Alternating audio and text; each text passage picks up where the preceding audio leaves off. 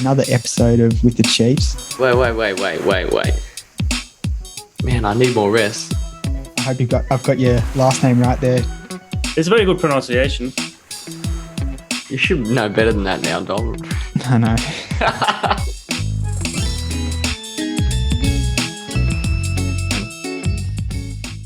I had to save this for. Oh my god!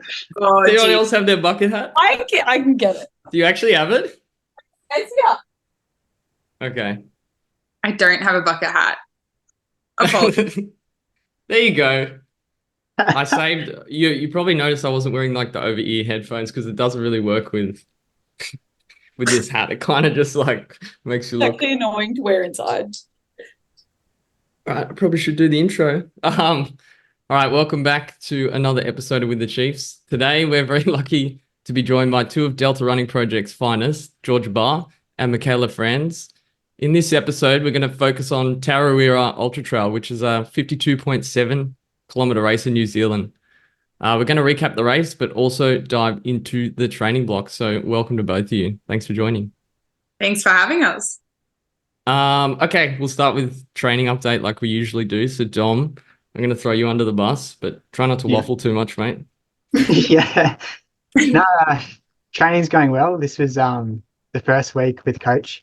So I've got the Distance Collective coaching me again, which has been pretty good so far.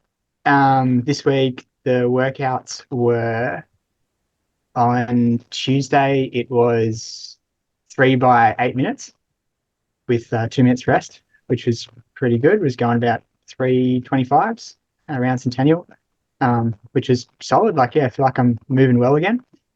And then the other workout on Thursday was 20 by 400, which was super hot. Like, it was a really hot day that day, and I just felt cooked throughout the whole thing pretty much.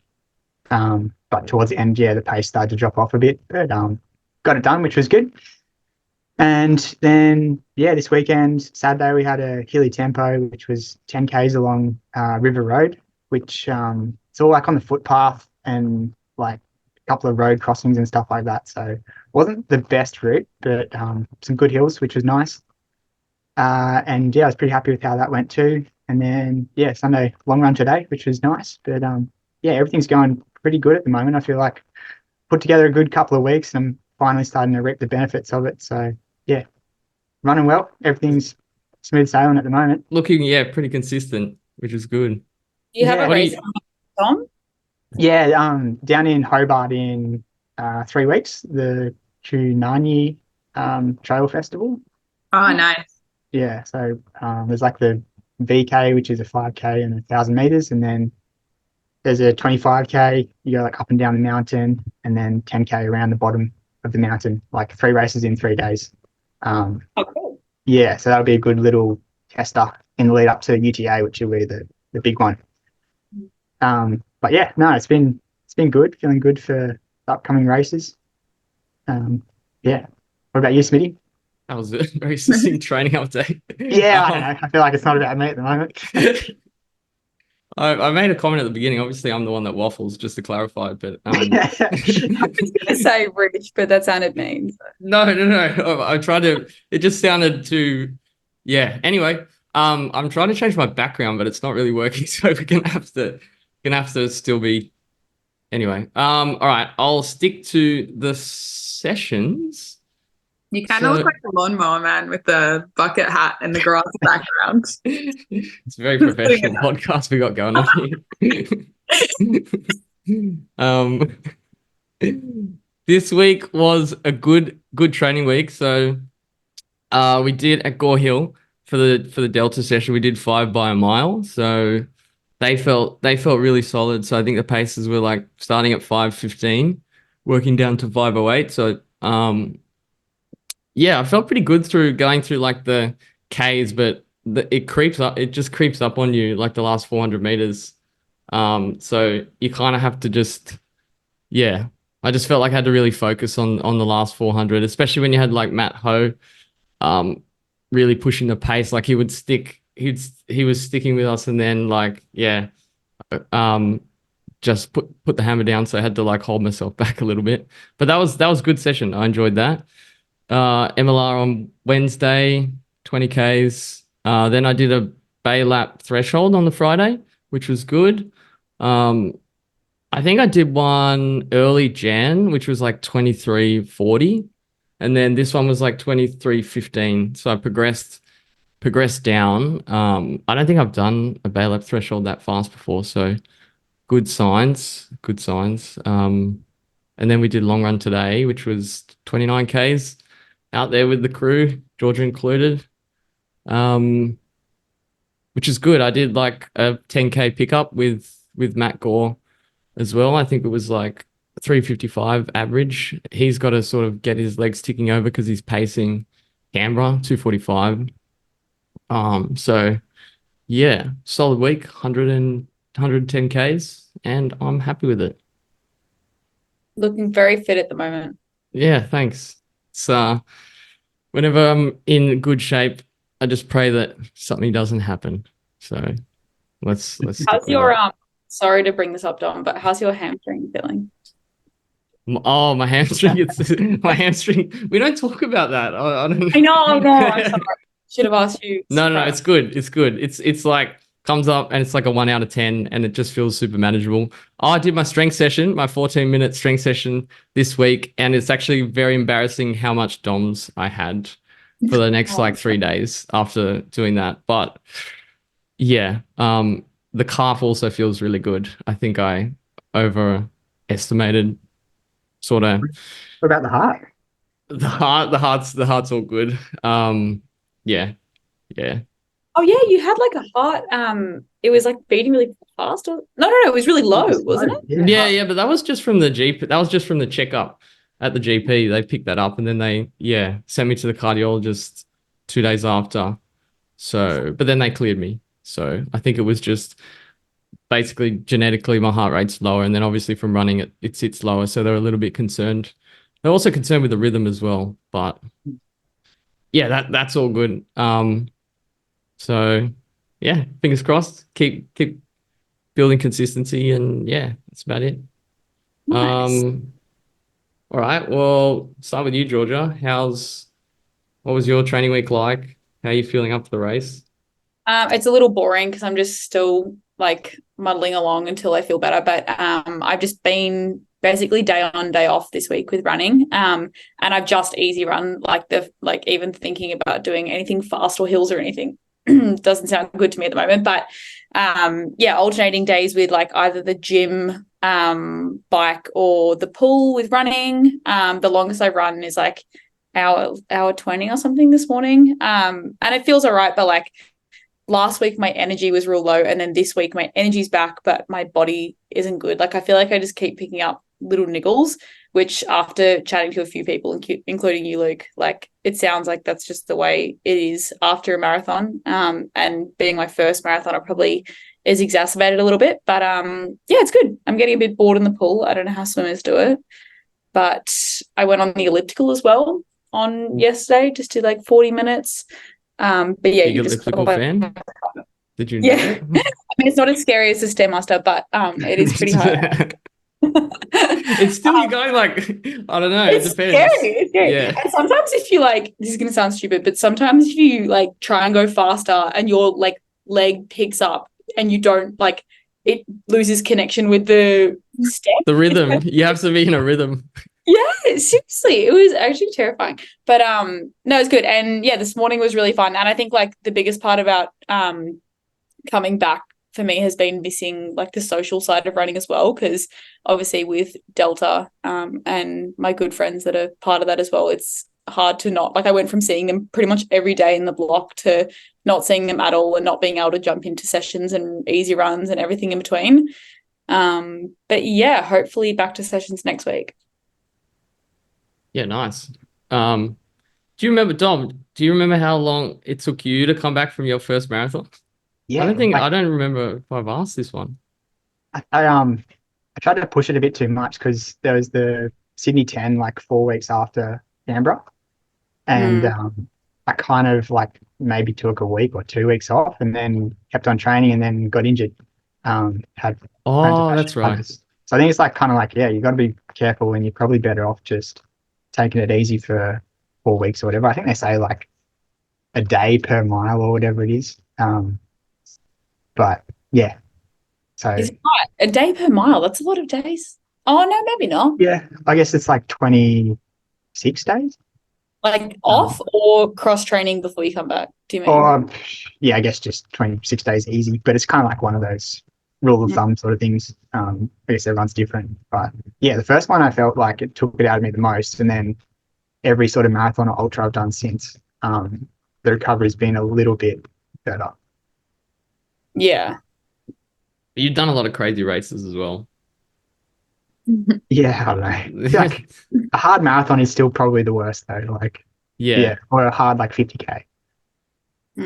Yeah, I was talking to Chris Gatt about this, and I was like, oh, it's just frustrating because I feel like I'm niggly, but I'm not even running. And he was like, he has this theory that we like pull up so badly because we like are so it's just you're so used to putting your body under that stress in the block, and then you go from literally 0 to like 100. Like you never train 42Ks or 50Ks, whatever, at race pace. So it's just such a shock to the body. Like it takes a while to come back. Yeah, I don't think either marathon, like you never build. I remember when I did my first one, like you never build that, exactly what you're saying. You never build that level of fatigue, and then it's like you just are so cooked by the end of it, especially when you get like 30Ks in and you have to, your body feels like it's already shutting down and you have to like just push through. It's not like, I don't know, the half's so different as well. So it's so different. It's like you cook yourself, but you can pull up okay in sort of like 2-3 days. So I don't know. It's weird. Yeah. It's frustrating like mentally to go from the fittest you've ever been. Yeah. And then the next day you're back to square one. That's exactly what it is. And apparently I was talking about, I don't know anything about this, but he was like, oh, technically like your cardio is like the strongest the week after a marathon or something. Like, I don't know, here's some theory about that. And I was like, so I'm literally wasting all of this fitness then because I can't do anything at the moment, but like I'm actually irrelevant. Yeah, exactly. Yeah. Well, wait, how long was when you ran City 10? That was a big PB, wasn't it, Dom? It was, yeah. But then you ran a PB after coming back. Because like you were aerobically so fit, but then you got injured. Yeah. Yeah. That's reassuring though. Yeah. Yeah. I feel like yeah. Sorry. Yeah. Did Michaela run through her week as well? Yeah. No, Michaela, you got to give your training week, but you had a hike in there as well after the race. Yeah. So last week I think it was, how long was the hike? I can't even remember. It was like 81K or something I saw. Yeah. I did an 81K hike through the mountains in New Zealand. And that was probably harder than anticipated. I booked this hike because we couldn't get onto the route burn track or any of the great walks. And this one, it was first in, first served to the huts. And it was kind of near Queenstown. So I was like, great, sounds fantastic. I didn't know the distance of it going in. I didn't really read the guide. It was like minor mountaineering experience required, so on and so forth. Anyway, we were totally fine on it, but probably don't do that after an ultra. No, how were your legs like immediately after? Oh, they were totally fine after, weirdly. But there was one day of the hike where it was a full day going downhill. And I think we lost like 1,400 meters of elevation, or at least felt like that if we didn't. And it was just giant steps down like roots and rocks. And it was a bit of climbing with a hiking pack on all day. And by the end of the day, I was just so mentally and physically exhausted. And then the day after that, we climbed up to like this saddle of a mountain. And you had to climb across landslides, and it was just like literally clawing your way up a mountain again. So yeah, the legs definitely hurt, but to be honest, it wasn't too bad. It was a different kind of pain, I guess. Yeah. So, well, I remember after every marathon, like just approaching, looking down at stairs, being like, I don't know if I can do this. Like, I don't know how you did that, but yeah. Blissful ignorance. Yeah. And then this week I got back and Matt told me to run on Monday and just see how I felt. So I just did 5Ks around the area I live in, which was pretty hilly, but it was totally fine. And then he very kindly wrote me 2 weeks program going into 6-foot track, which I'm doing next weekend. Another one of my more fabulous ideas. And he then followed up with, but you're on a taper, so just do whatever, makes the legs feel good. Keep them ticking over and don't overdo it, which is a major error because now I've only done 3 of the 5 runs that were on that program. And I didn't exactly do the runs, but it's fine. It's fine. I'm tapering. It's a quick turnaround. Yeah. So Monday I did that 5K, then skipped to Thursday and I did a hill session, and then skipped to today and I did a long run. So the recovery is going really good. What did you do for the long run? What? Just 20 Ks at about 5:15 pace. So Okay. Not too exciting, but like respectable. And that was really fun. I got to run with 2 of my really good friends from Delta, and it was just nice chatting to someone for like your full long run and it not being on trail. Sorry to the trail. I'm sure I'll enjoy them soon. I'm just a bit over them at the moment. I think I'm not. Dom obviously loves the trails. So does Georgia, apparently. Definitely not. Can you hear us, Georgia? Do I? I think she's choosing not to respond. Anyway, we'll get into that. Okay. I can hear you. You just okay. Just ignore it. Just ignoring that question. Okay, that's fair enough. That's fair enough. So you didn't get really, and did you have any like no niggles, nothing like that? Your legs felt pretty strong overall. No, they felt okay. And I did like surprisingly well at the hill session as well. It wasn't the full hill session. It was 90 seconds up, easy down, 60-second up, easy down ×2, and then 5 30-second reps, but not at like 100%, maybe at like 80%. And like, it was pretty consistent still, and it felt okay. So I was surprised though. That's not normal. Usually I struggle to find that on a normal day. Yeah. And you did Backyard Ultra, right? Yeah. Yeah. A few months ago I did Backyard Ultra. How'd you go for that? Like, how'd you pull up after that as well? That one was weird because like if I reflect on it now, I don't think I actually pulled up very well, but at the time I felt fine. I didn't really get any major injuries. I get really tight calves, and that definitely happened before and after the Backyard Ultra. But that was normal. But if I look at a lot of my sessions that I would have found easier, I was really like struggling to push through to get the same paces. So I was probably working harder to get the same results after that. Yeah. Okay. Yeah. And how far was that in total? Backyard Ultra, I did 121 Ks. Okay. Yeah, that's a long way. How long were you out there for? 18 hours. 0 D. Okay. Yeah. Although that was really fun. To be honest, I'd quite happily do that again. Yeah. Well, you're like taking breaks and everything like that, and it's a little bit more chill, but I would imagine it gets to a certain point where it stops being chill, but I don't know. I think it depends the people that you have around you. Like for me, it was very social. I had so many people visit and cheer me on, including Georgia.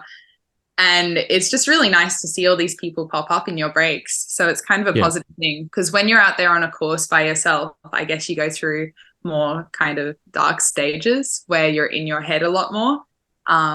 Whereas like in the Backyard Ultra, when you got really tired, you kind of had to push through, but you were only pushing through for maybe 50 minutes. And then you got to see everyone again, and they were all happy, all helping you, feeding you, watering you, and then you go out again. So I felt like when you give up in the Backyard Ultra, if you've got that support system around you, you're giving up because you're cooked. Like that's it. Yeah. I feel like I just get so stiff. Like I don't know how. Like even stopping for like 30 seconds at an aid station at Tarawera, I was like stiffening up. Yeah. I guess it helped that I had my friend Maddie, who's a podiatrist. She was giving me massages. She trained my sister and my partner Matthew on how to give me really good massages as well. So a lot of the times where I was stopping for longer periods of time, I just had like a whole lot of people around me with deep heat, and it was great. How long were you stopping for on average? Like, was it? This is probably one of the things I'd change about that race if I did it again, because I was doing each lap of 6.7 Ks in about 45 minutes. I've totally forgotten what pace that was, but it was somewhere in the 6s, I think, or high 5s. and then you'd have 15 minutes. Towards the end, I was going more towards 10 minutes. And then the last 2 laps, I had about 2 minutes. Yeah, okay. Yeah. What would you do different? Yeah. Sorry, what would I do different? Yeah. I'd probably walk a lot more. I got a bit carried away because I don't know if you know Corey from Delta, but I ran with him quite a lot, and he is just a bundle of endless energy. It's actually kind of scary. And so I was running with him, and because I was enjoying chatting to him, I ended up doing quite a few laps faster than what I would have wanted. And then I think the other thing I do is I got really hot, and I don't think I actually drank enough despite bringing a full drink bottle with me. I think I'd need to find a different way to do hydration. And I had electrolytes and hydrolyte and everything on me, but I think I'd need to revise what I was doing there because I'm pretty sure I overheated throughout the middle of the day. Yeah, right. It's tough doing that like in the summer. Yeah, well, it wasn't even peak summer. It was a shoulder season. I think it was spring. Can't remember when it was even now. I've like blocked that out. But it was just a really hot, humid day. And I was going through about 750 mils of water per the hour, which doesn't sound like a lot, but because you're carrying it with you and then drinking it, and then I'd have more at the aid station or back at the gazebo. So 750 mils while you're running 6.7 Ks and then drinking another water bottle when you're back. So it's like over a liter per an hour, which for me was, I don't know, some people might do that anyway, but for me that was huge. Yeah. Well, you said you were gone for like 18 hours or something. So yeah. Yeah. So it's a lot of water. Yeah. And then like probably TMI, but I think I went to the bathroom once in that time. Yeah. So like important, if you drink water, that means you're sweating it out, I guess. Yeah, geez. Yeah. That's it's a whole nother sport. Like there's so many things to kind of dial in. Yeah. Well, I feel like it's also really humbling because you go and do it and you know people have done backyard ultras for like 5 days and then you can do it for 18 hours and you've reached your limit. 5 days? Yeah, it's still 18 hours is pretty impressive. Yeah. Yeah. Dom, have you ever done a backyard or do you have any desire to? There's one later in the year that I might do.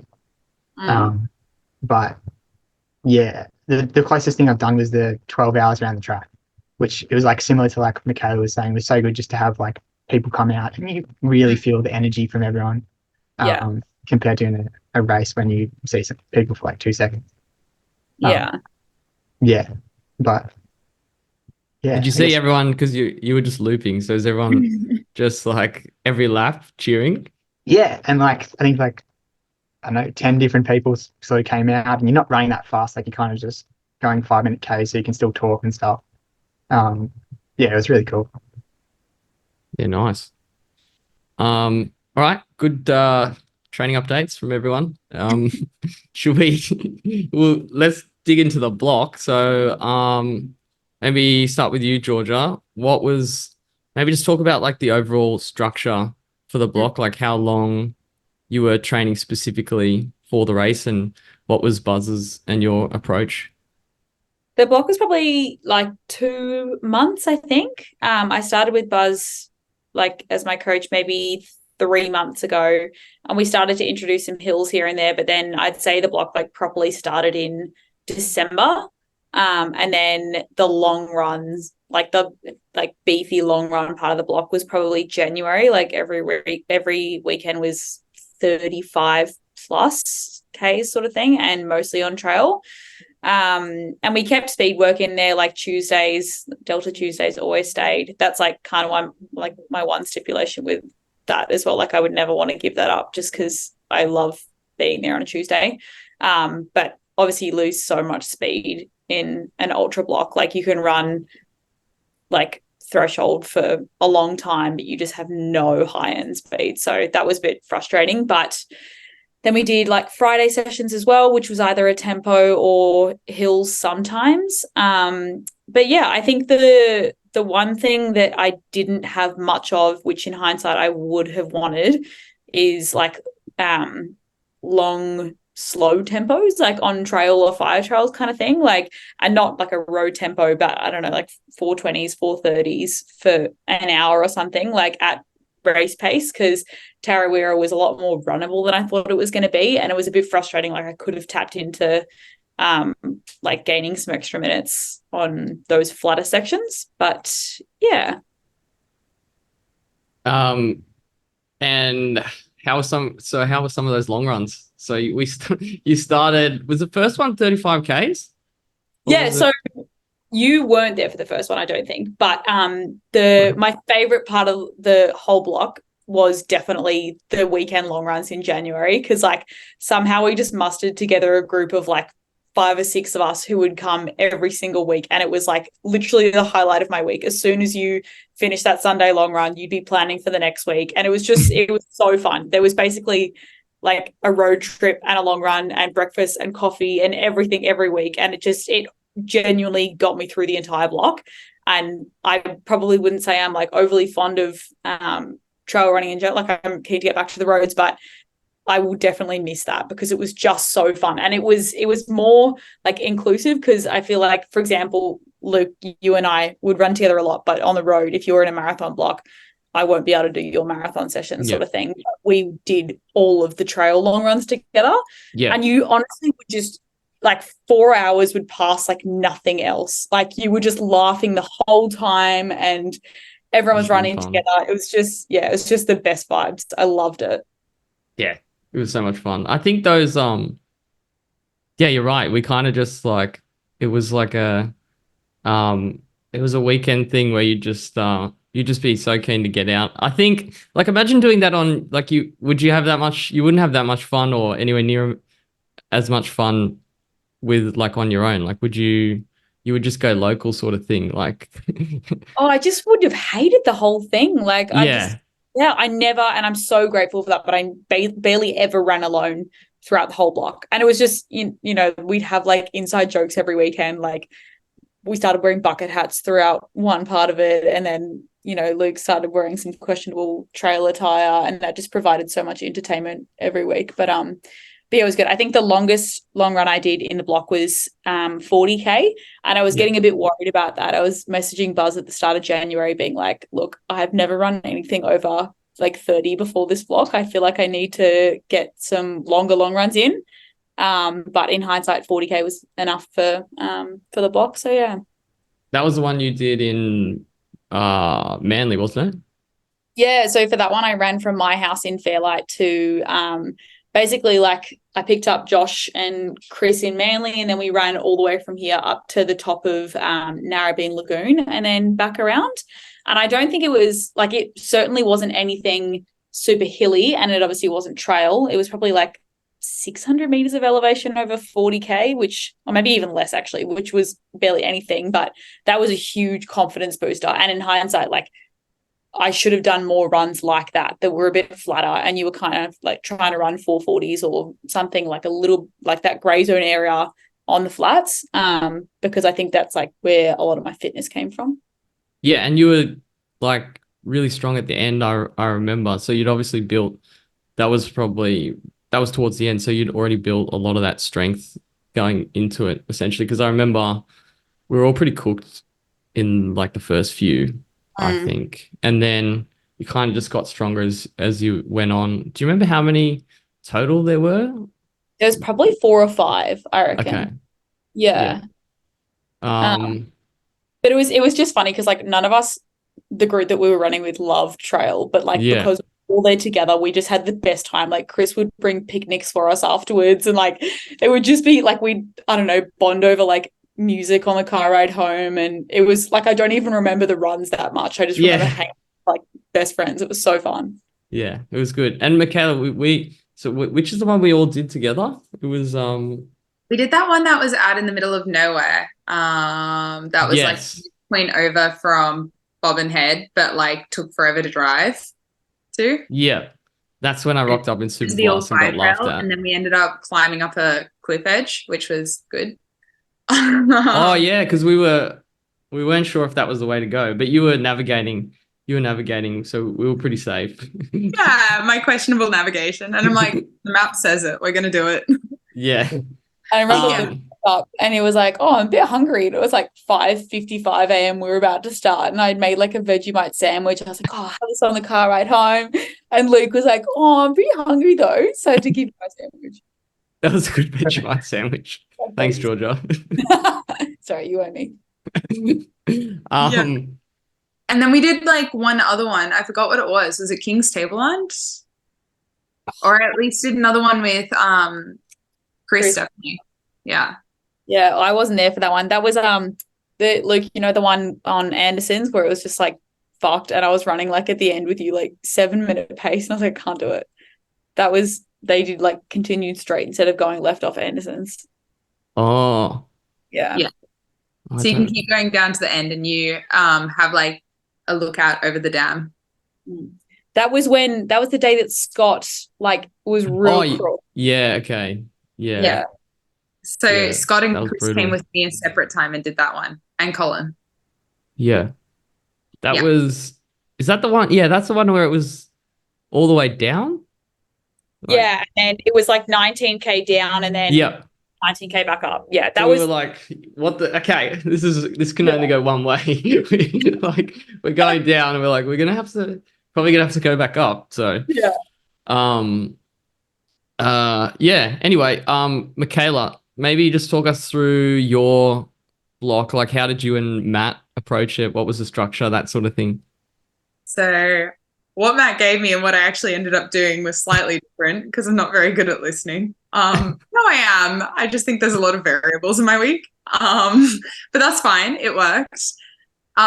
Basically, my program usually had Tuesday speed session, Thursday hills, and Sunday long run. Sometimes on Saturday, it would have something speedy thrown into it, like maybe 2 times 10 minutes at a specific pace or a tempo in it. But that wasn't every week. That was on and off. And then I would usually run 5 or 6 days of the week, 6 towards the end for sure, just to get more volume. My long runs were almost always on trail, especially towards the end. I didn't do any road pretty much. And they range from 30 up to 40, I guess, within the block. I think my first one was one that was 42. Yeah. I did one in Kosciuszko. That was 42, and it was not flat. And it was something. I saw that and I was like, oh my God, I fucked up. I missed it. To be honest, I feel like I messed that one up, but that was also fun. And that one was also with Corey, to give you an idea of what the course might have been like. I think he loves elevation. That's what I've heard, at least. Yeah. Shout out, Corey. Thanks for destroying me. But yeah, I think that's kind of what I was given. And then the difficulty or the length of the runs, I kind of changed based on how I was feeling each week. I felt really tired in the blocks. So a lot of the runs, I felt like I didn't complete to the full complexity that he gave me, but a lot of them were very hard as well, in classic Matt fashion. What was he giving you weekly advice, giving you lots of encouragement?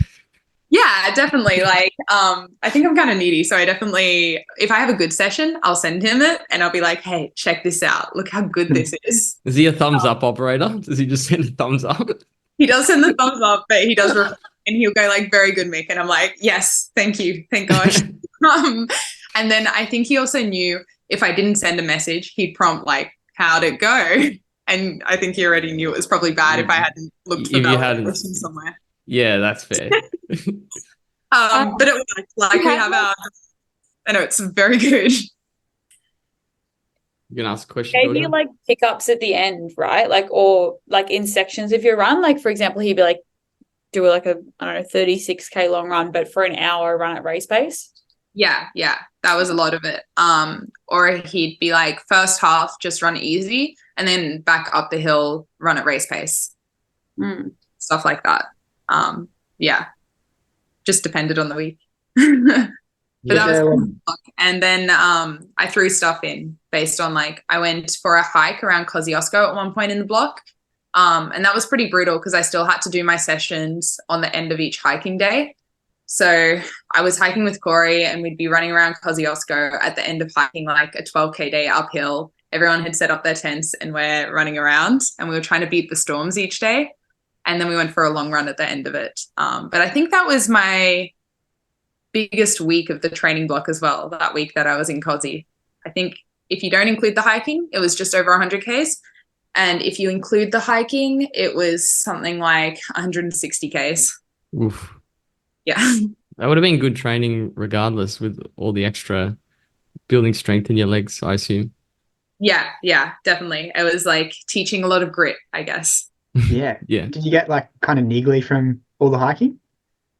No, I didn't get niggly from the hiking, but I definitely, I think more than anything, if I've overtrained, instead of getting an injury or a niggle, I'll get really tired, just fatigued. And it's not so much like a muscular thing either. I can sleep for a really long time. I have no issues napping. So if I'm tired, I'll easily sleep a 12-hour night and then take a 2-hour nap in the middle of the day. So that's not very conducive to running either, because you're obviously tired while you want to run. Did you do any like double long run weekends, like back up on Saturday and Sunday? Not really. I mean, like some of the Saturday runs were 1.5 hours, so I guess that is considered a bit of a long run. But listening to Matt's podcast on here, I think he actually said anything under 2 hours isn't a long run. So according to no. I've been grilled recently for my long run antics as well. So yeah. So I guess like depends on who you ask if it was a double or long run. But I think 1.5 hours is a long run. So yes. Yeah. He'd probably call that, he wouldn't even call that an MLR, I don't reckon. No, I know. He'd be like, it's too short. Oh yeah, and then on Wednesdays in the blocks as well, I obviously had midweek long run. Yep. So I think the only day that wasn't essentially some sort of session was Friday, in which case I did this thing called Coffee Club, which is with a few friends, and it was a nice 6-minute pace run around the city, nice and flat. Where do you meet up and stuff for that coffee club? We meet up at Town Hall, and yeah, it's good. It's kind of like, ask me if you want to come, because it's not my club to invite people to. Okay. I don't mind. Cool, it's not mine to invite people to. Yeah. No, all good. I have no notes. Did you do any? You did a few double long run days, Georgia, didn't you? Were you backing up on? I did one weekend, which was like proper double long run. Like I think it was like 35 on the Saturday and then 20 on the Sunday. And then it was 15 on the Monday. So it was like, wait, is it maths right if I say 75? I think it was 75 Ks in 3 days or something. And that was when I picked up a niggle in the block. It was like my hip flexor or something was just like cooked. I'm pretty sure it was the day after Palm Beach to Manly, or I don't know, one of them. And I just basically ran, then went straight to eat food, went to recovery, did like an ice bath and sat in the boots for a while, slept, woke up, ran. And I just, when you've picked up a niggle, couldn't run through. I did that and I was frustrated because like it was kind of one of those things where that was a big part of the block for me. And if I didn't get through that weekend, it wasn't a good sign. And I remember Buzz telling me at one point, like, if you can't go into a 50K race with a niggle because you're just going to, like, it's not going to turn out well for you. And I was so worried that it wouldn't go away, but it did eventually. So yeah, how's the anxiety? Like half of me at least, when pick up a niggle is like, how bad is this? I think it's hard to tell, right? Like some niggles, like even now my hips niggly, as I was saying this morning, and it's like, it's frustrating, but you don't, like, it's a fine line between whether you run through it or you don't. Like genuinely, I think some niggles are fine to run through, and in fact sometimes it like you can run through something that's really small, which sounds counterintuitive, but I don't know. But yeah, it's a fine line. I think I saw a physio for that one, which I did a lot throughout the block because like needling really helped and things like that. I find it's like, yeah, it's somewhat intuitive where you're like, you can just tell in a way, or after you've gained a certain amount of experience running and you picked up niggles, you're like, this hurts, but it's not. I don't know. One thing for me is like how much, if it's affecting your form in any way, if that makes sense, or yeah, but it varies a lot. Typically, I tend to just freak out and like go to the physio. Yeah. Like even if it's like I felt like something in my Achilles yesterday, and it was like so minor and dull, and I was like, oh no, please don't Please no. And then Physio. then I ran this morning. No, I didn't go physio. It felt fine. It felt okay this morning. But like instantly, even in the afternoon, I was just stressing like, oh, is this because like going down the stairs and you can feel it, but it's like so minor. It was like almost nothing, but you just maybe it's You're just so in me. tune to like how your body feels when you're exercising that much that anything slightly off you're aware of. Yeah, yeah. And I think particularly like you were in probably like the peak part of the block as well, Georgia. Yeah.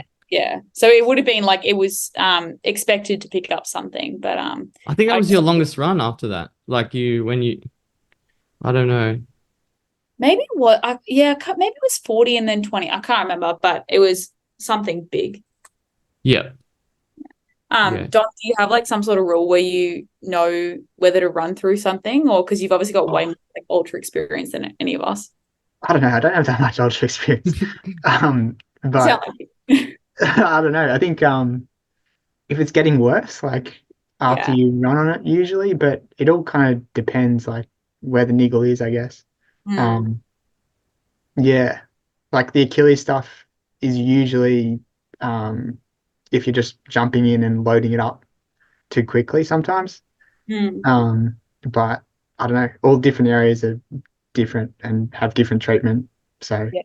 I feel like see I try physio. to throw everything at it. So like I'll go kneeling, remedial massage, everything I can, like everything in the textbook. Mm. And I'll try to run through that. And if it still doesn't resolve through that, then you're like, oh, time to take a break. Mm. Yeah. Yeah. I think, yeah, strength training as well. Like if you can get it early enough and start doing something specific in that area, sometimes that can help. But yeah, I don't know. See a physio. Yeah, good advice. I thought you were gonna give specific advice to people when they come on the podcast.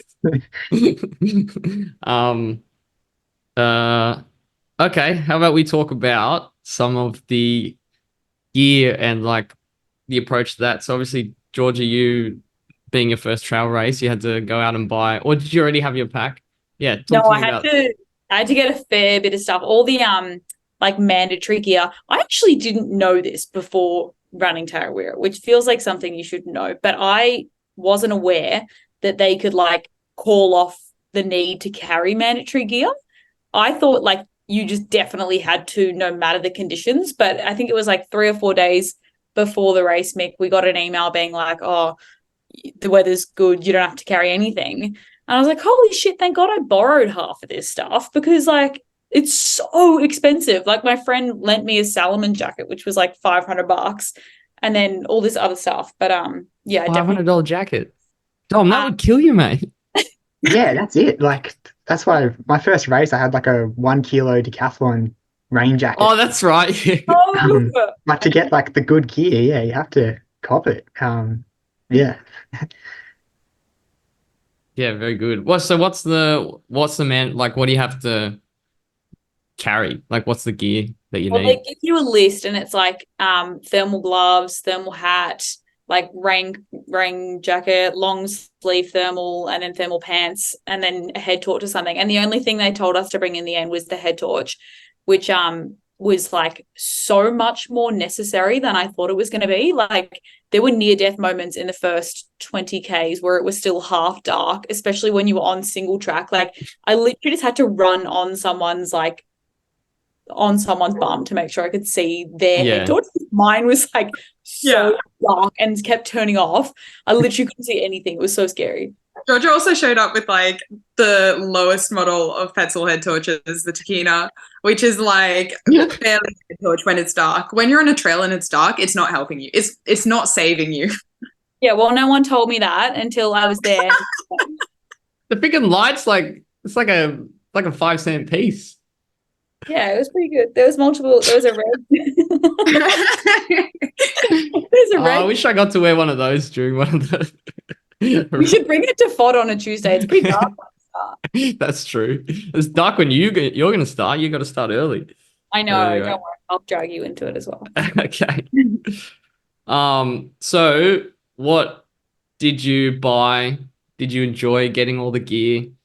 I mean, it was actually really fun doing trial and error with nutrition. like there was a lot of things that I took which I didn't like, but it was genuinely really fun. Like every Thursday I would go to Pace and like stock up on new things that I hadn't tried before. And sometimes it would work and then other times it would go terribly. Like I remember on that 40K run, I tried to take a new brand of gel and I genuinely like, I didn't even like swallow it before I knew that I couldn't have it. Like, you know, when you get that sickly taste in your mouth and you're already working at effort and you just can't stomach something. But yeah, and it's definitely good to like obviously try things before race day because you don't really have time to fuck around with it when you're on course. Yeah, that reminds me of that gel. I remember I accidentally bought the Morton like mega gel. They should call it the mega gel. Has anyone had one of those? No. Ridiculous. Oh, they like the packets. Oh no. No, they're like the normal gel, but they're like much bigger, and it's because it's like that paste. Just being bigger, it's I don't know, it's like an oyster or something. It's the worst texture ever. It's terrible. I tried one of those, but yeah. Anyway, so Vegemite sandwiches is just they were great. That's that very well, but I don't know if I could eat that on the go. But no, I feel like I know so many friends who carry like sandwiches and stuff like that, but because we were overseas and in a house that wasn't ours, like it was hard to like I didn't want to buy stuff and then bring it. I don't know. Yeah. So what did you choose for your gels? Gels I had on the actual day I had 3 or 2 of like the Spring Energy Awesome Sauce flavor gels. They're like an apple cinnamon flavor. Yeah. And they are so good. Like they just taste like baby food. And then I had one of the purees from NAC. It's like like an apple puree sort of thing. That's out really well. I tried to take a Coda caffeinated gel, which I probably got like most of it down, but not all of it. And then heaps of water. I think I went through like 1.5 liters of water, like just plain water on the actual race, which for me is a lot. I remember in training you had like a timer on your watch to like help you take nutrition in. Yeah, I actually turned that off because dumb reason, but I didn't know how to like exit the notification when it came up. And if I pressed the wrong button, it would lap at the wrong time. So like I didn't want that to like screw with my head. So I turned that off. But yeah, I don't know. I talked with I think Michaela and I both had like little debrief calls with our respective coaches the day before the event. And we just had like a little chat about when I would make sure like I'd be having things. So like, for example, before getting to aid station 3, I would need to make sure that I had 3 of this gel and, 200 mils of this or whatever. But yeah. Yeah, fair enough.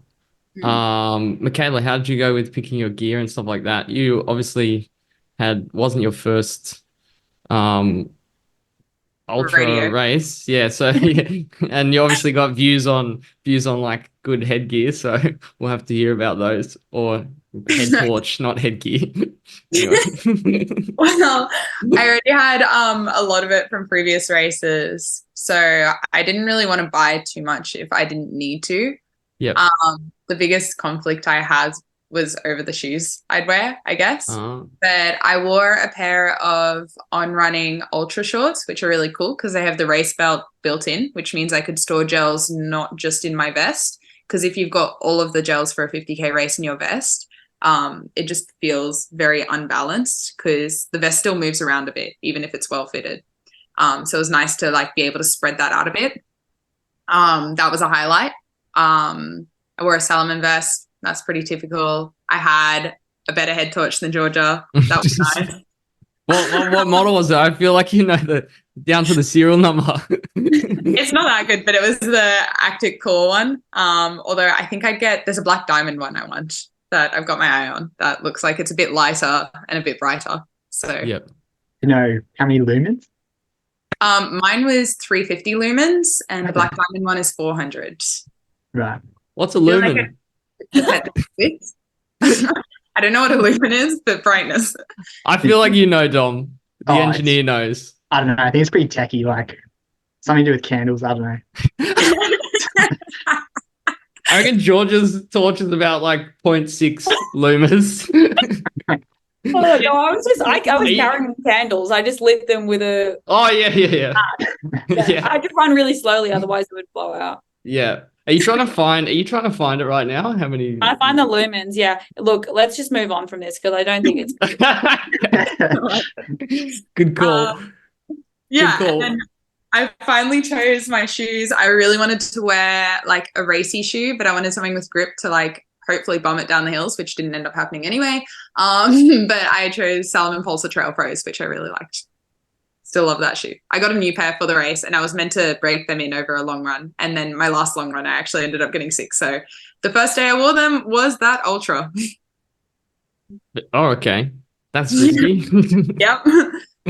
Yep. What were the other options you were tossing up between? I've got a pair of old New Balance RC Elites, the Model 2, the V2. So like before they started putting the really soft foam on. And I wore those for UTA 50. And I really like them for that. Like I love them. And I don't like any of their new shoes. So I haven't bought another pair. And I kind of batted them, but they seem to be all right on trails still. So I was going to wear those. But I kind of talked myself out of it because they've done a lot of Ks. They would have done over 800 Ks. Yeah.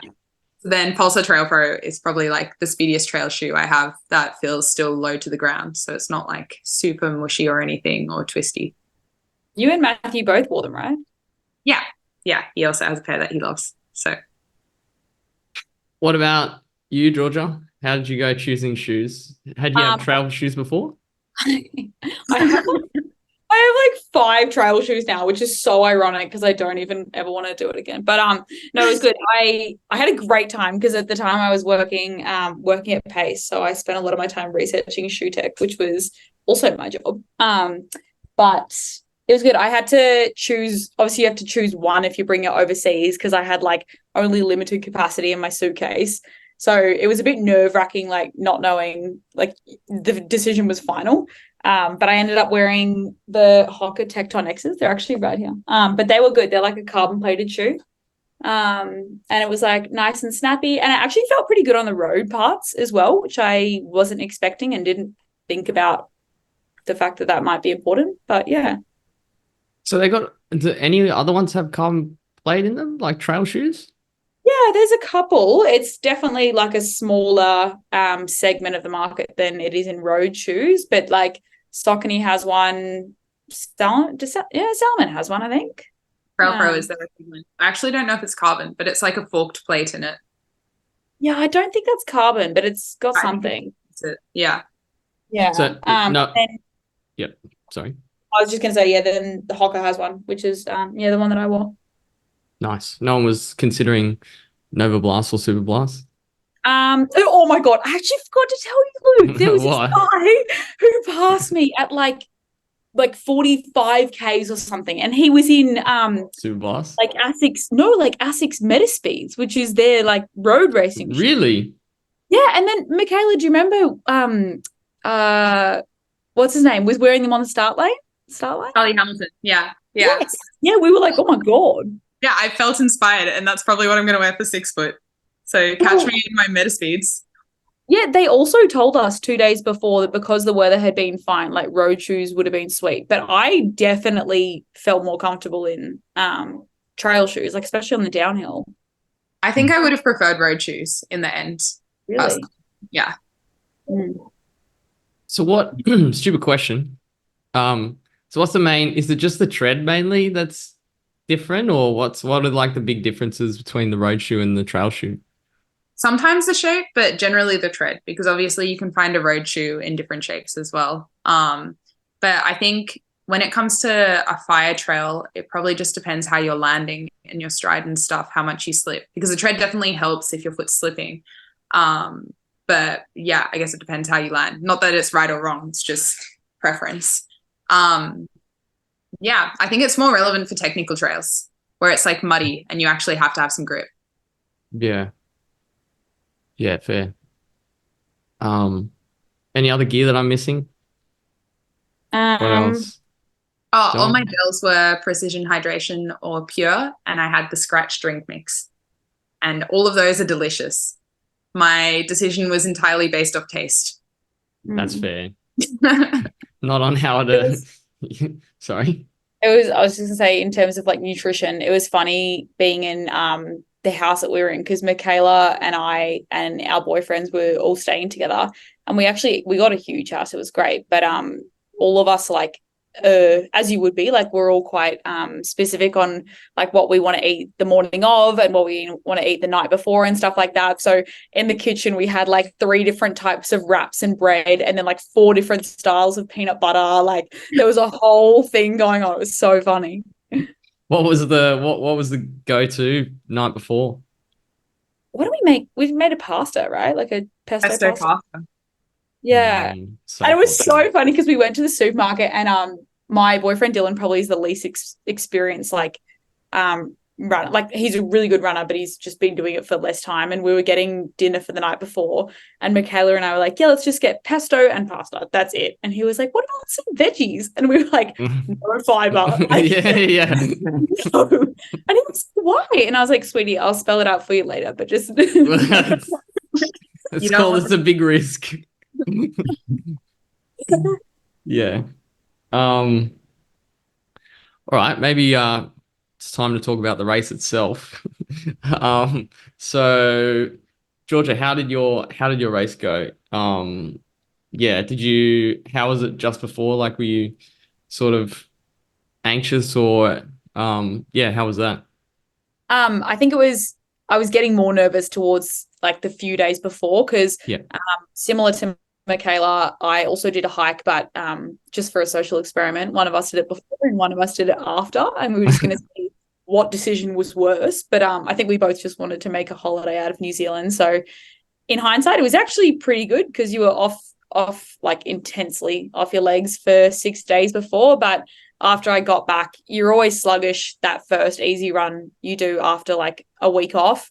And I ran 30 minutes in Queenstown, and I was like, holy shit, like, I'm so out of my depth. I can't do this. But no, on the day I felt really, really fresh, because it was a longer taper than I've ever done before.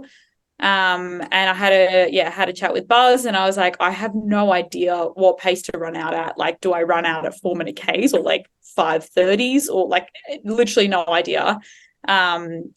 But no, it was good. I was pretty consistent throughout the whole thing, which was definitely like a fluke, because I had no idea what pace to aim for. But it was good. I remember thinking I was going to get to that 35 or 40K mark and just completely bonk, because I don't have any experience in that range. So I was really out of my depth. But it was exciting, honestly. Like, I got to the 42K mark, and I had never run a marathon before. So I was like really proud of myself. And from that mark onwards, it's all downhill or flat.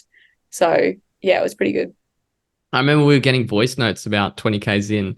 Sound like you were just on a stroll. I was like, jeez. None of the volunteers were like, seemed to know like where people were in the race, and that's obviously something that's different about road and trail. I had no idea whether I was coming like 3rd or 30th or 300th, like no clue. So I was asking them for like some sort of guidance, and they were all like, oh, but you look great. And I was like, okay. So I was like messaging you guys back home, and you were kindly providing updates according to the tracker. But yeah, it was so fun. Like, I don't know, I just think I was so stoked to be out there, and it felt really hard on the legs, but like cardio wise, it felt really good. That's good. Were you really motivated by Aaron Skinner's voice notes, or? They were good.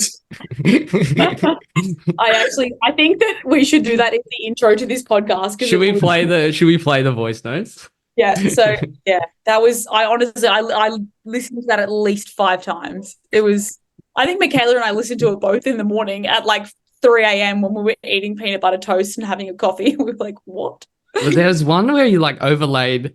Didn't he overlay heaps of music as well? I've got to try and find it. Hang on. The most iconic one was when he made a poem. He wrote a poem about me. I don't even know. It was so well played. It was so funny. Tom, take over for a second. I need to find this. What about you, Michaela? How did you go with the race? Going to the race, I had a really solid training block until 3 weeks before, I guess, which was meant to be the most intense week. I got really sick that week, and it was probably like the second worst virus I've ever had. And it wasn't COVID, but it honestly may as well have been. So I kind of discussed with my coach the day before, like what the plan was. And then I made a plan B for myself just in case all went to shit. But I think it's the most relaxed I've ever been for a race, because I was kind of like, whatever happens, happens. I've got a plan. If I can't stick to it, it's okay. You're in New Zealand. It's going to be really pretty and stuff. And I started off in about 5Ks in. I was just feeling exhausted. Like I could probably fall asleep standing up. And 18Ks in, I stacked it and I rolled my ankle on my left side. And you know, when you recover to roll your ankle and you step down really hard with your other foot because you don't want to keep going down. I did that, except there was a tree root under my right foot. And then I just went down and landed on my right side. And that was fine for a while. But then my hips started hurting. And it was nothing bad, but it just wasn't going to give me my optimal race. So it wasn't like an excuse, but it was just like, today's not my day and that's okay. I'm just going to enjoy whatever I've got left in it. So I still ended up with a good result, but like it's definitely not what I wanted 4 weeks prior. Yeah, that's pretty tough. Like, yeah, getting sick's kind of out of your control and just throws everything out the window a bit. Yeah, but like in saying that, it's still my PB for 50Ks and 53Ks, I guess. Like my 53K this time beat my 50K PB, which is good. Yeah, so I can't really be sad about it. And you can obviously see the training is reflected in that result. And yeah, I was all right with it in the end. I think that made everything okay. And it probably made me less nervous in a way as well. Yeah, like, yeah, well, I guess it's good you were a bit more like settled and, I don't know, happy with whatever happened on the day. Yeah, and that made it a lot of fun because I know I've gotten really like, I don't know, tied up in the result of a race and like doing what I think I'm capable of at the time, which sometimes isn't even like a possibility for me. So this time I was immediately humbled before the race and then humbled in the race again. It was fun though. Like that course is amazing. All of the volunteers are so good. It's organized so well. It's really enjoyable to do. As someone who's done like multiple 50Ks, Michaela, is that like way more runnable than something like UTA? Well, the year I did UTA was the road year. So I'd say it was almost equally runnable. That road year was weird because the first half was obviously more runnable than Tarawera, but then the second half, they kind of took you on that ridgeline trail. And that was probably a little harder than Tarawera, but not technical. I wouldn't go as far to call it technical. But this one was runnable the whole way through. Like there were very few parts where you wouldn't have been able to properly run. There was just that one hill at 40Ks. That was really rude. Personally, Yeah. I think that was like not a runnable hill. Yeah, the whole thing was pretty good. There was 2 points, like 2 hills at 17K and at 40K where you couldn't run. But other than that, it was honestly like when I was talking to Buzz after it, he was like, so how did that compare to what we trained on? And I was like, we did nothing like that. Like everything we trained on was so much harder. Yeah. I'd agree with that. Like, I just don't think there's any trails like that here. And I think if there was more trails like that here, I would seek them out through the week. I would get up early and go find them. 100%. They were beautiful, they were runnable. Yeah, they were nice. Yeah. Which is the run that you vetoed, Georgia? You're like, no, I'm not doing that. From Buzz. Oh, actually, I think Michaela might have done it. It's called Megalong Mega. Something. I don't even know, but it was like 2,000 meters or something. And I was like, dude. You basically go up part of the 6-foot track and you come back the other way. So you go up a hill and then run back down. Yeah, I think that was after we did like it was quite a bit of elevation the week before, and we were all pretty scarred from that. And then the suggestion for the following week was like, I don't know about that. Yeah. I was genuinely scarred. Like, yeah, that was I remember being with you at like 38Ks on that, and I was like, look, I can't do it. I think we're looking back on it very fondly now in hindsight, but let's do it again. At the time, we'll be like, oh, I remember that. Now I remember the worst parts about this. But anyway. Oh, yeah, that was definitely the low light. Yeah, but no, it was good. We got some listener questions. That's why I've just been checking WhatsApp. From Josh Mackwell. Here we go. I think he wants to know about nutrition during the race. We talked a little bit about what you did in training. How did nutrition go during the race? Michaela was my savior because I came to the house and I was like, oh, fuck, I forgot like most of my gels in Australia. So I only had 4, Seriously? I think. Well, I probably don't take as much nutrition as I could on runs like that, but I think I had 4 gels or something. And Michaela was like, I've got 9. And I was like, holy shit, like she knows what she's talking about. I don't. So she kindly lent me one as an extra, but I think I got through about 4 plus a lot of liquid. And how'd you go? Like, was that okay? Or because I remember during the train, like you weren't not a big fan of the gels. Nah, it's something I'm scared about for training for a road marathon one day. Like I'm gonna have to get way better at taking on nutrition, but everything sat fine apart from the caffeinated Coda gel. That was intense because I took that at 38K or something, and it was just hard to swallow. It was really bitter.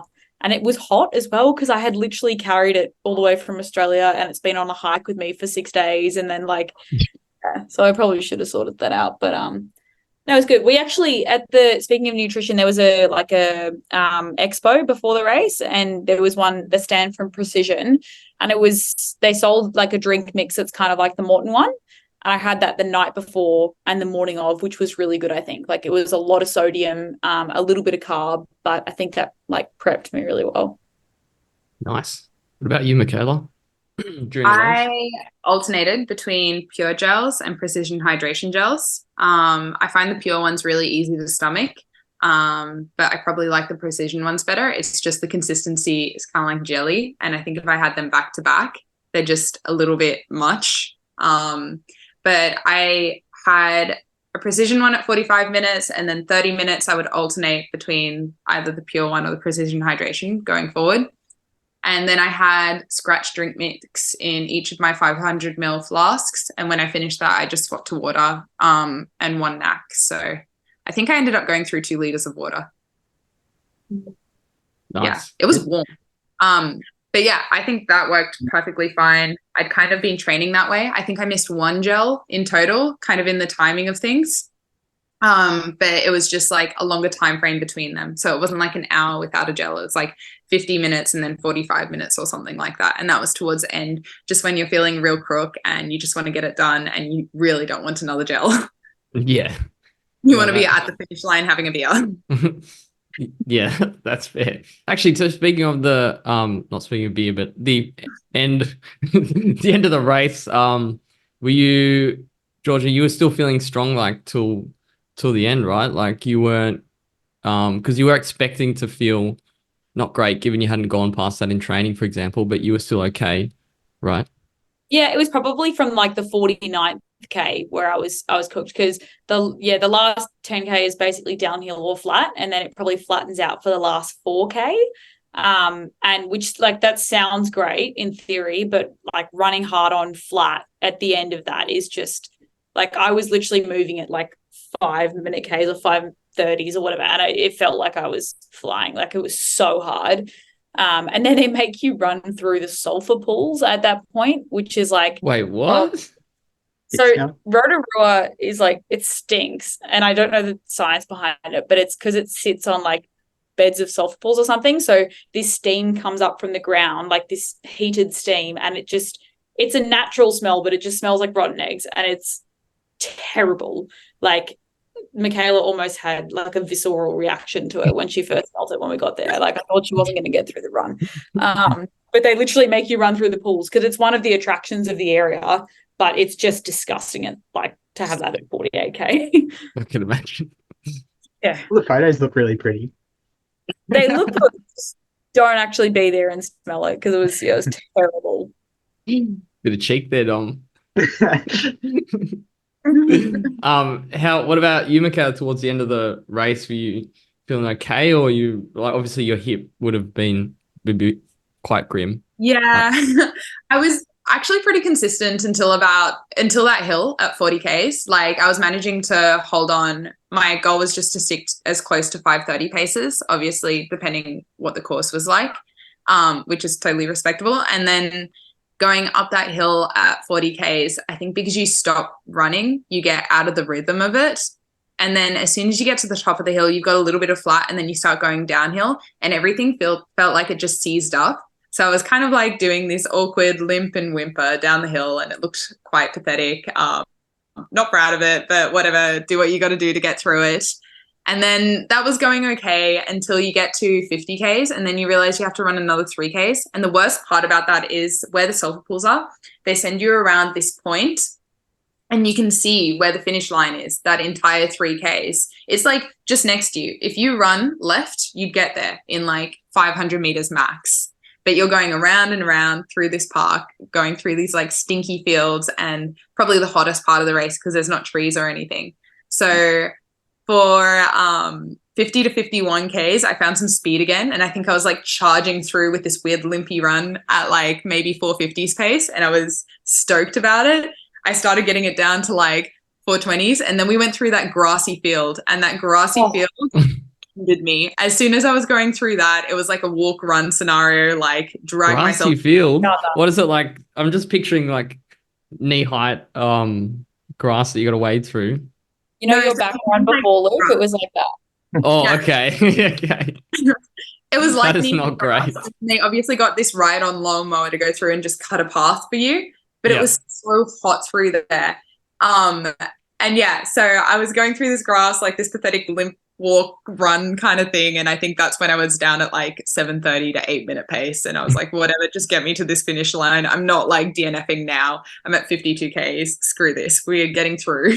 100%. Wait, did you guys know that it was 52.7 kilometers? It Well, was it's 53.2. So Oh, did I get it wrong? Okay, 53.2. Did you know it was No, you got it 53.2? right. got it That's right. what Oh, did they I? advertise. Oh, But everyone we spoke to got 53.2. So it's not just a GPS error on my watch because George's watch also had it. Matthew's watch also had it. Anyone you talk to, 53.2. I'm sure they'll blame the satellite. It's faulty. No. Anyway, that was really annoying because, yeah, when I was like speeding up and pushing that pace down, I was fully expecting 52.7 or whatever it was, 52.6. And then you realize where you are and you know that you have a long way to go still. Yeah, I think I've done that in a half before. I've anticipated I was 2 kilometers further, like closer to the finish than I was, and I started kicking down. And then I realized, anyway, Yeah. it's not And then great. you keep it all, like there's nothing left. What are you meant to do from there? Yeah. Yeah. Did you have any like strengths or weaknesses? Like, did you try to attack, I don't know, the flats or run up the hills fast or down the hills quicker? I don't know. What was kind of the tactics going in?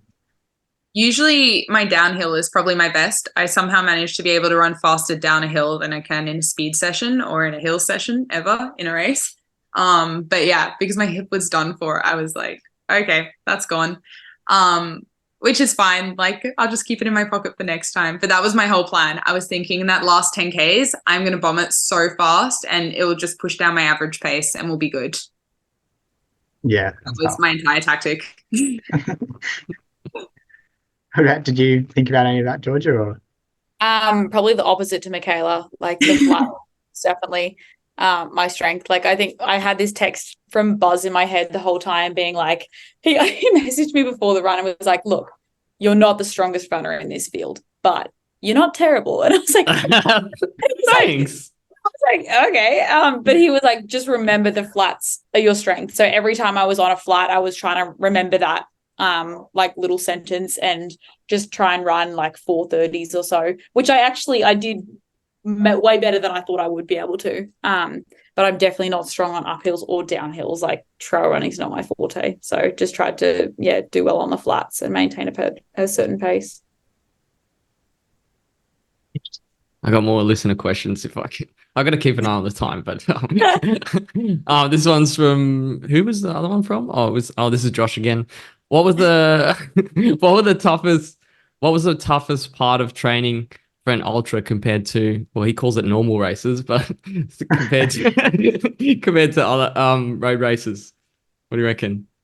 For me, it was doing a lot of the runs by myself. And I kept being told, like, no, this is what like the top trail runners are going to do. So you've got to do it. And doing, I think my 40 something K, I did by myself pretty much. So I was just sad by the end of it. I'm like, yeah, I feel good that I did it, but now I'm also depressed. So that's nice. So I think if I did it again, that's actually what I'd change. I think I get a lot more out of running with people. And like you can see that from the longer trail runs that we did with a group as well. One, it makes you faster because usually I was running with people that were faster than me. And two, you feel really happy at the end of it because as Georgia was saying, it's like you get a road trip, you get your friends, you get coffee, all bundled into one. So you're spending your whole day, but you spend it on like a social occasion rather than training. It just like shifts the mindset. I think at the end we were all like so cooked, but we would even just just lying there, we were kind of like still just happy. Yeah, seriously. Like Luke would have his hat over his face, but he'd just be like lying flat on the concrete. No, I held it together. Until the end. Yeah, okay. No, all good. Da, da, da, da. All right, toughest part for you, Georgia. What was it? Just the time commitment that's training for something like that takes. Like I planned it into the rest of my life in the sense that I was leaving my old job and starting a new job, and I probably had like a month off in the middle, and I had finished uni and everything, so I did train for it then on purpose. So in that sense, it was good timing. But you need to have all your weekends cut out, and like if you do, a 40K on a Saturday or a Sunday, you're dead the whole rest of the day. Like I remember friends asking to hang out and stuff like that, and I was like, look, I can come, but I will be half a human. Like it's hard to fit in everything else. Yeah, there was a bit of a crash at like 2 p.m. Yeah, that you rode like a real high for 2 or 3 hours. Oh yeah, I feel great. Yeah.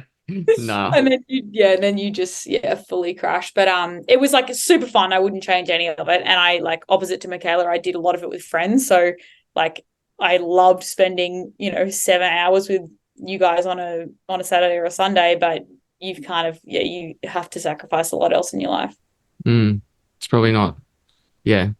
It's time for it in the training block, but to then keep doing that might be tough, especially. And also another hard thing for me was like losing a lot of speed because I am like frustrated by that now, that I can't get that back that quickly, and I probably prefer a half marathon 10K sort of distance, and I'm so far away from what I used to be. Like I've gained a lot of fitness and strength through the ultra block, but it's going to take a lot of work to get back to that. I think you've got a massive base now, and it'll just take a few weeks to sharpen up. And I'm gonna say you'll probably end up faster once you get it back. Yeah, I reckon so. Hopefully, that'd be nice. Progression isn't linear. There's some questions from Chris. All right, this is if you had to choose between Rebels and Super Blast for trail shoes, which would you pick? Stitch up question. Next question, please. No.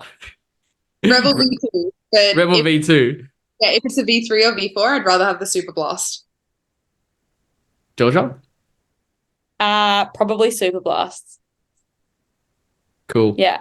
Chris will be disappointed with that answer. Actually, Luke, do you know that there's a Trail Nova Blast? No.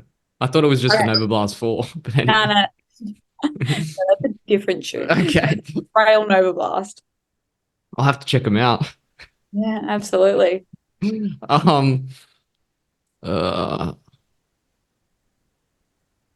Dom. I don't know. I'm reading these questions, but there's not that many. Hang on. This is for you, Georgia. Do you think there was too much complaining at King's Tablelands? Chris. Well, no. Okay, let me provide some context. Chris had a resurgence that day, and he started feeling like a lot better after 25K or something. So that's his own problem for feeling a lot better than we did. But I probably complained too much. I think that was just a shock to the system. Like, is that a dig at me or? I think that's a dig at I don't know, maybe it's a dig at both of us, but Probably. he was in a whole different headspace that day. I remember him just taking off at like 25 or 30K, and Anyway, that was good for him, not so good for us. Did you have any moments like that where, I don't know, some people are just in like a negative kind of headspace when you're training together? Honestly, not really. Like everyone was super positive. Like even if we felt crap, we would just like everyone would know you felt crap, but you would just chat and shuffle along. I think I pushed the limit a little bit when I started singing "Wheels on the Bus Go Round and Round." To be honest, Oh my god, Luke just George not having a. No, you just got to be honest. Like if sometimes Luke would chat a lot, and I'd be like, "Look, Luke, this is great because it's background noise, but like I'm not going to respond because Yeah, that's fair. I don't have enough energy." And you just need to have that understanding that I'm not trying to offend you. It's just it's just the way it is. All right. That's how I go through life with my interactions with most people, so it's all good. I'm just background noise. Okay. How we do for time? Okay, we're good. So that pretty much wraps it up. I mean, let's just talk about what your plans are for the future, like what races you got coming up, stuff like that. Georgia, I know you got some half marathons. Yeah, for the rest of the year, my next one's Sydney 10 in May, so it's like 10 weeks away, I think. And my training block will look very different to that. Like it's speed focused and less volume, which is the opposite to what the ultra was.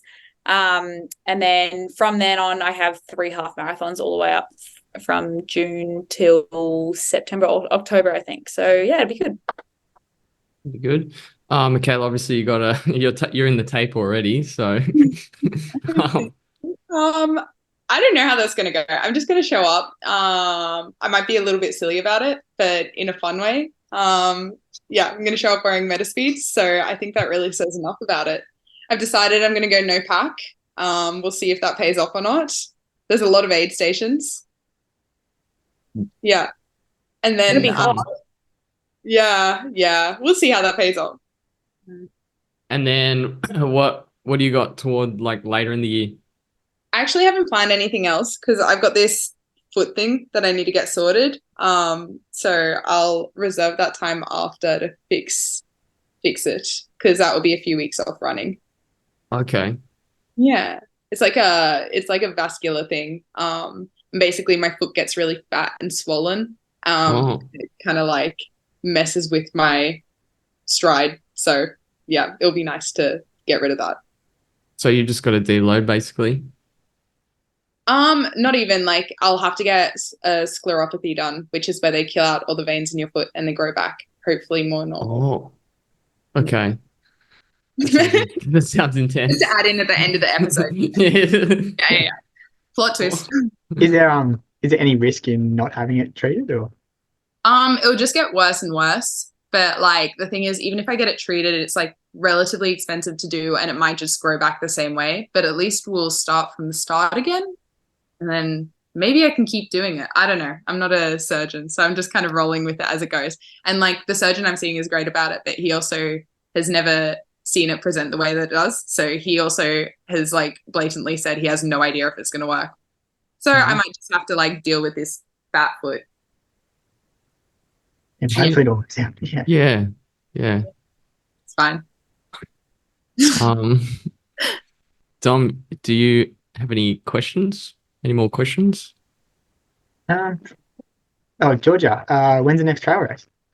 Yeah, good question. It was funny, at the finish line, I was like, oh my God, I would never do that again. And Michaela was like, give yourself 2 or 3 weeks, like you'll change your mind. And now, like exactly as predicted, I'm like, oh, like wouldn't be the worst thing in the world to do that again. But it would definitely have to be a flat race like that one. Like I have zero interest in doing something like 6 foot. But I reckon the B race though, like if you didn't train specifically for it, you could have a lot of fun because you've obviously evidently got the speed and the fitness. Well, yeah. No, yeah, it'd be good. There was a few, you just look back on races and think about all the things you could have done right, like the extra 1%ers. Like, for example, I got overtaken at the 49th K mark, which I'm like, if I did X, Y, and Z before that, that probably wouldn't have happened. So yeah, it's tempting to go back and be your time, but it's also tempting to just go back to road and never look back. That's fair. I mean, 7th place is pretty impressive. A lot of first race, very good. Could Yeah, steal it on the trails. It was good. It was just that sweet naivety. So first time Yeah. luck. Good stuff. All right. Wrapping up then. Georgie, you want to plug your new newsletter? Oh yeah. Yeah. The Daily Running Collective. Well, yeah. I mean, I'll go through the follow requests. They are coming in hot. No, two of my friends and I decided to start a little like newsletter like page, Instagram page thing called Daily Running Collective. And we're all just like avid runners and love everything to do with it and the sport and the community around it. So yeah, follow that page if you want to read. It's like 6 sections our newsletter, and we have like product recommendations. Like we do local gems where we recommend cafes, and then do like a Strava route around that. What else do we do? Like trail, not trail, just race reviews in general. But yeah, anyone who loves that sort of content, go ahead and follow that. It's good. We'll put the thing in our Instagram, but you probably already have more followers than us, so We can do a collab.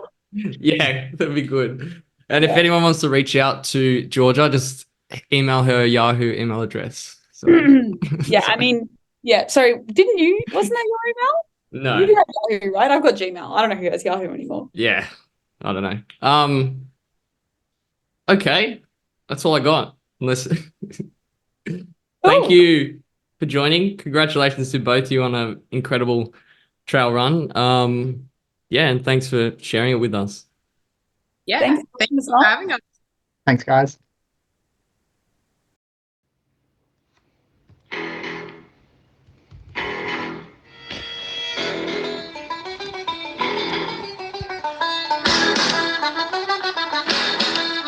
Good evening, racers!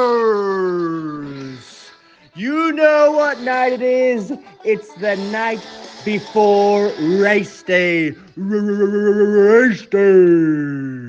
We're about to rev those engines and get fucking kicked off up the mountains. But before that, I'd like to perform a poem I've written for the occasion.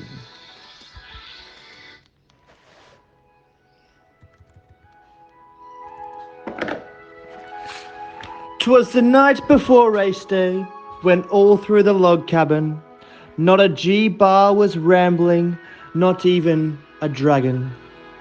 The kit was set out by the door in a specific array, in hopes that the shits would stay away. The lovebirds were nestled all snug in their bed, whilst visions of fucked climbs and muddy trails danced around their head. When out on the roof arose such a clutter, G-Bar sprung from her bed to see what was the flutter. But when she stood, there was nothing to be seen, just a bowl of rice and a gold medal with quite the sheen.